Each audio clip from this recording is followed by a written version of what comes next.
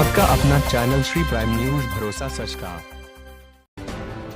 जंतर मंतर आने का जो हमारा मेन जो कारण रहा है वो केंद्रीय स्वास्थ्य मंत्री जी की नीतियाँ हैं। केंद्रीय स्वास्थ्य मंत्री जी ने संविधान के विरुद्ध जाकर, या तो उनको संविधान की जानकारी नहीं है या फिर वो अनदेखी कर रहे हैं संविधान के विरुद्ध जाकर, और उन्होंने सरकारी जो नौकरियां हैं एम्स जैसे संस्थानों में, उनमें भेदभावपूर्ण 80-20 अनुपात का रेशो बनाया हुआ है मेल और फीमेल का, जबकि संविधान हमारा लिंग, जाति, धर्म के आधार पर कोई भेदभाव नहीं करता। तो उसमें जो हमारे मेल नर्स लाखों की संख्या में बेरोजगार रह रहे हैं, सरकारी नौकरी नहीं मिल पा रही है, और जो एम्स जैसी जो संस्थाएं उनकी जो नियम बनाती है उसको central institute body of AIIMS, CIB of AIIMS बोलते हैं, और उसके जो अध्यक्ष होते हैं वो केंद्रीय स्वास्थ्य मंत्री जी होते हैं, केंद्रीय स्वास्थ्य एवं परिवार कल्याण मंत्री जी होते हैं। तो जैसे कि एक्चुअल में बात ये है कि हर्षवर्धन जी अच्छे आदमी होंगे, जो जानते होंगे हमारे जो नर्सिंग क्षेत्र में तो बहुत ज़बरदस्त भेदभाव किए हुए हैं। एक पर्टिकुलर अपनी लाइन के लिए काम कर रहे हैं, वो जिस क्षेत्र के वो स्वयं हैं उसके लिए ज़रूर वो काम कर रहे हैं, बकाया किसी भी क्षेत्र के लिए काम नहीं कर रहे, बकाया क्षेत्रों का शोषण कर रहे हैं नर्सिंग क्षेत्र का। दूसरी बात, एक तो ये सरकारी नियमों, जो सरकारी संस्थाओं के लिए जैसे जो नियम बनाए हैं भेदभावपूर्ण, ये बहुत गलत है। दूसरी चीज़ मैं आपको बता दूं, माननीय सुप्रीम कोर्ट में केस लगाया गया था, जो प्राइवेट अस्पतालों में जो नर्सिंग स्टाफ काम करता है उसकी सैलरी और वेतनमान के लिए केस लगाया गया था। तो माननीय सुप्रीम कोर्ट ने आदेश दिया था कि भाई नर्सिंग स्टाफ के वेतनमान के लिए संसद से कानून बनाया जाए। उन्होंने, केंद्रीय स्वास्थ्य मंत्री जी ने उस कानून को की फॉर्मेलिटी आदेश की, सुप्रीम कोर्ट के आदेश की फॉर्मेलिटी को पूरा किया है, और उन्होंने लेटर बना के राज्यों पे थोप दिए हैं कि राज्य इसके लिए कानून बनाए, जबकि उसमें स्पष्ट लिखा है कि केंद्र सरकार और राज्य सरकार कोई भी कानून बना सकती है। तो केंद्र सरकार क्यों कानून नहीं बना जो एक साथ पूरे देश में लागू हो? ये नहीं चाहेंगे केंद्रीय स्वास्थ्य मंत्री जी, शोषण करेंगे, भेदभाव करेंगे, इन कामों पे लिप्त हैं। नर्सिंग वालों के साथ तो टोटली भेदभाव और शोषण कर रहे हैं। तो सर, नर्सिंग छात्र संगठन की मांगे क्या है? मांगों को लेकर सबसे प्रमुख मांग तो यही है हमारी, जो एम्स जैसी संस्थाओं के लिए भेदभावपूर्ण जो नियम बनाए हैं संविधान के विरुद्ध जाकर, तो हमारी मेन मांग यही है प्रधानमंत्री जी से कि ऐसे मंत्रियों पे थोड़ा सा इनके पे अंकुश रखें, लगाम रखें, जिससे क्या है कि ये कम से कम संविधान को जाने तो सही, जिनको संविधान की पता होगी तो ऐसे नियम नहीं बनाएंगे। तो संविधान को जाने और ये भेदभावपूर्ण नियम को तत्काल रूप से खत्म करें, नहीं तो सरकार को बहुत नुकसान पहुँचाएंगे मंत्री जी। तो 80-20 का नियम को तुरंत प्रभाव से हटाया जाए, जिससे कि लाखों जो मेल नर्स हैं उनका भविष्य बर्बाद ना हो, उनको भी सरकारी नौकरी मिल सके, एक मांग। दूसरी, माननीय सुप्रीम कोर्ट के निर्णय को आए हुए लगभग 3-4 साल हो गए। 3-4 साल में भारत सरकार ने उसके संसद से कानून नहीं बनाया है। संसद कानून बनाएगी तो पूरे देश में लागू होगा वो, एक एक राज्य क्यों कानून बनाए? संसद सबके लिए कानून बना रही है, तो वेतनमान और सुविधाओं के लिए जब आदेश है माननीय कोर्ट का, तो बनाना चाहिए इनको कानून, तो इसको तत्काल रूप से बनाए। 2 मांग हमारी। तीसरा, वो भ्रष्टाचार को बढ़ावा दे रहे हैं, तो भ्रष्टाचार को बढ़ावा ना दे देश में। नर्सिंग क्षेत्र में इतनी बार लिखा है कि भाई भ्रष्टाचार को रोकें, लेकिन वो रोकते नहीं है। चौथी, नर्सिंग स्टाफ को दवाई लिखने का अधिकार देना चाहिए। अनट्रेंड झोला छाप काम कर रहे हैं गाँव में, उनको वो कितनी मौतें हो रही हैं उनके अनट्रेंड। किसी भी जगह पर चले जाओ, हर जगह मिलेगा झोला छाप।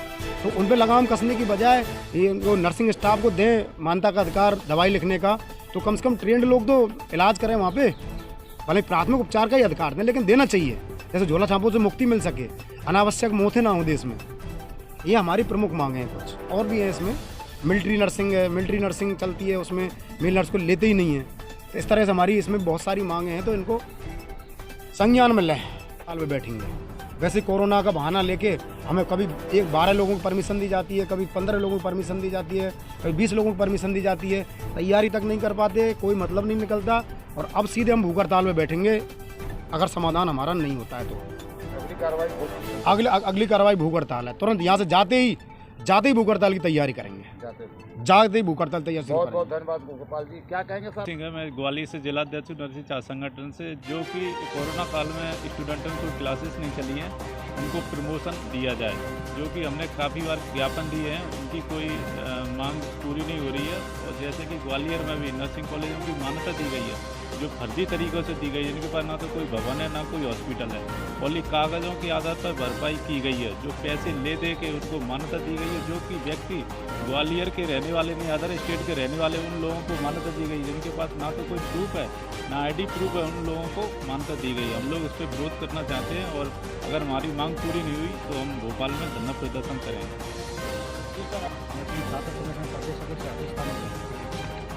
तो हमारी मुख्य मांग यह है कि केंद्रीय स्वास्थ्य मंत्री जी के द्वारा एक मीटिंग का आयोजन किया गया था एम्स संस्थानों के अंदर। उन्होंने वहाँ पे एक नियम कानून पारित किया जिसके अंदर 80% फीमेल और 20% मेल।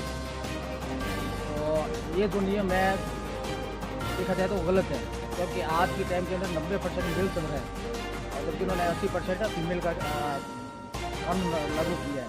तो हम ये चाहते हैं भाई प्रधानमंत्री महोदय जो है उनको सुबह से खत्म करके समान नियम के हिसाब से इसको लागू करें। दूसरा, यदि सुप्रीम कोर्ट के आदेश अनुसार प्राइवेट हॉस्पिटल नर्सेज का वेतनमान 20,000 रुपये, लेकिन पूरे भारत देश के अंदर देखा जाए तो नर्सेज का जो वेतनमान है निजी हॉस्पिटलों के द्वारा वो 5 से 7,000 रुपये इनको दिया जा रहा है। तो मोदी प्रधानमंत्री से यही निवेदन करते हैं कि भाई अपने स्तर पर कानून बनाकर उनको पूरे देश में लागू किया जाए।